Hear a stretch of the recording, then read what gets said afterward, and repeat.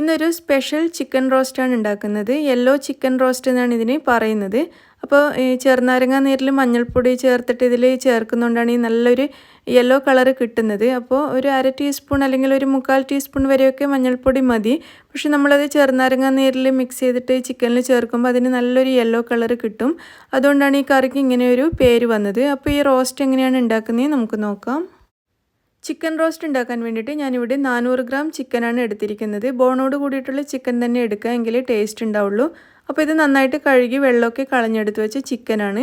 ഇനി നമുക്കിതിലേക്കൊരു 2 ടീസ്പൂൺ കുരുമുളക് ഇതുപോലെ ക്രഷ് ചെയ്തിട്ടോ അല്ലെങ്കിൽ കുരുമുളക് പൗഡറോ ചേർത്ത് കൊടുക്കാം. 2 ടീസ്പൂൺ. ഇതിലേക്കൊരു 1/4 ടീസ്പൂൺ വരെ ചെറിയ ജീരകം പൊടിച്ചത്, 1 ടേബിൾ സ്പൂൺ മല്ലിപ്പൊടി, 1 ടേബിൾ സ്പൂൺ വരെ വെളിച്ചെണ്ണ ചേർത്ത് കൊടുക്കാം. ഇതിലേക്ക് ആവശ്യത്തിനുള്ള ഉപ്പും കൂടി ചേർക്കാം. എന്നിട്ട് ഇതെല്ലാം കൂടി നന്നായിട്ട് മിക്സ് ചെയ്തെടുക്കാം. വെളിച്ചെണ്ണയ്ക്ക് പകരം നിങ്ങൾക്ക് ഇഷ്ടമുള്ള ഏതെങ്കിലും ഓയിൽ ചേർത്ത് കൊടുത്താലും മതിയാവും. നന്നായിട്ട് മിക്സ് ചെയ്തിട്ടുണ്ട്. ഇനി നമുക്ക് ഒരു ബൗളിൽ ഒരു 3 ടേബിൾ സ്പൂൺ വരെ ചെറുനാരങ്ങ നീരെടുക്കുക. എന്നിട്ട് അതിലേക്കൊരു 1/4 ടീസ്പൂൺ വരെ മഞ്ഞൾപ്പൊടി ചേർത്ത് കൊടുക്കാം. എന്നിട്ട് ചെറുനാരങ്ങ നീരിലേക്ക് ഈ മഞ്ഞൾപ്പൊടി നന്നായിട്ടൊന്ന് മിക്സ് ചെയ്തെടുക്കാം.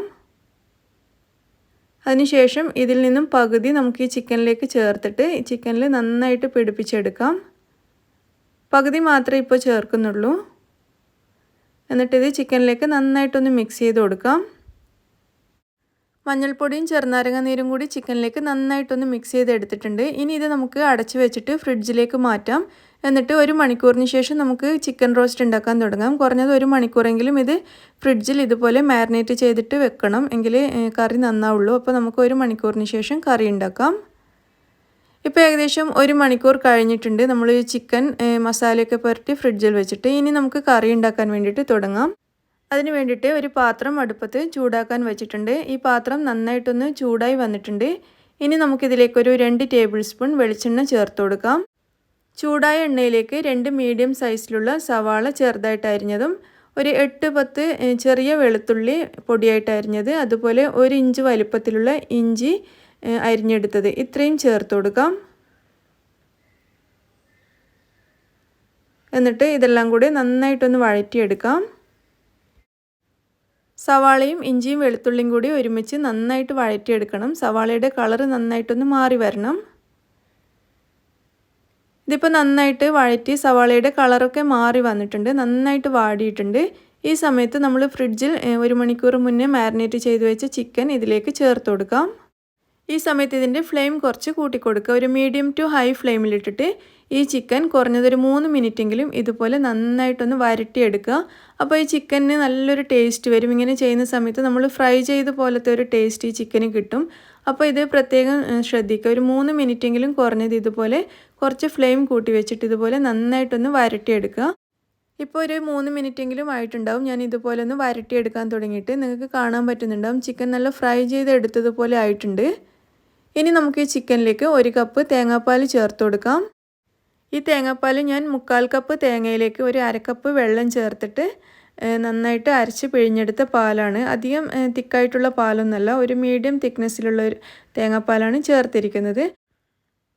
തേങ്ങാപ്പാൽ ചേർത്ത് നന്നായിട്ടൊന്ന് മിക്സ് ചെയ്ത് എടുത്തിട്ടുണ്ട്. അപ്പോൾ നമ്മുടെ കറി നന്നായിട്ട് ഇവിടെ തിളച്ച് വരാൻ തുടങ്ങിയിട്ടുണ്ട്. ഈ സമയത്ത് നമുക്കിതിവിടെ അടച്ച് വെച്ച് കൊടുക്കാം. എന്നിട്ട് ഒരു ചെറിയ തീയിൽ നമുക്കിതൊരു 15 മിനിറ്റ് നന്നായിട്ടൊന്ന് വേവിച്ചെടുക്കാം. 15 മിനിറ്റിന് ശേഷം നമുക്കിത് തുറന്ന് നോക്കാം. നമ്മളിതിൽ ചേർത്തിരിക്കുന്ന തേങ്ങാപ്പാലൊക്കെ നന്നായിട്ട് വറ്റി വന്നിട്ടുണ്ട്. ഒരു 15 മിനിറ്റ് സമയം ഞാനിത് വേവിച്ചിട്ടുണ്ടായിരുന്നു. അപ്പോൾ തേങ്ങാപ്പാലൊക്കെ നന്നായിട്ട് വറ്റി ചിക്കനിലേക്ക് നന്നായിട്ട് പിടിച്ചിട്ടുണ്ട്. പിന്നെ ഞാനിതിൽ ചിക്കനിൽ മസാല പുരട്ടുന്ന സമയത്ത് ചേർത്ത ഉപ്പ് മാത്രമേ ഉള്ളൂ, വേറെ ഉപ്പൊന്നും ചേർത്തിട്ടില്ല. ഉപ്പ് പാകത്തിനുണ്ട്.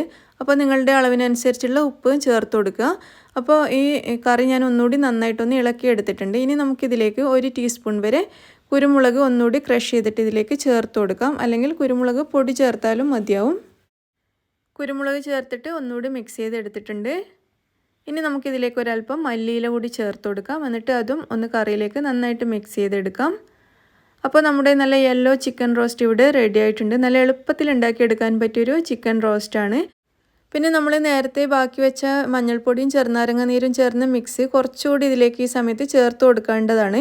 പക്ഷേ ഞാനത് ചേർക്കുന്നില്ല, കാരണം അവസാനം ചേർത്ത് കഴിഞ്ഞാൽ മഞ്ഞൾപ്പൊടിയുടെ ഒരു ചെറിയ കുത്തലുണ്ടാവും. അപ്പോൾ ഞാനത് പൊതുവേ ചേർക്കാറില്ല. അപ്പോൾ അതുകൂടി ചേർത്ത് കഴിഞ്ഞാലാണ് ഇതിന് നല്ലൊരു യെല്ലോ കളർ കിട്ടുന്നത്. അപ്പോൾ അതിന് വേണ്ടിയിട്ടാണ് അത് കുറച്ചവിടെ ബാക്കി വെക്കുന്നത്. അപ്പോൾ നിങ്ങൾക്ക് വേണമെന്നുണ്ടെങ്കിൽ നല്ലൊരു യെല്ലോ കളർ കിട്ടണമെന്നുണ്ടെങ്കിൽ ചേർത്ത് കൊടുക്കാം, അല്ലെങ്കിൽ ചേർക്കാതിരിക്കുന്നതായിരിക്കും നല്ലത്. കാരണം എന്തായാലും മഞ്ഞൾപ്പൊടി അധികം വേവാതിരിക്കുമ്പോൾ ചെറിയൊരു കുത്തൽ എന്തായാലും ഉണ്ടാവും.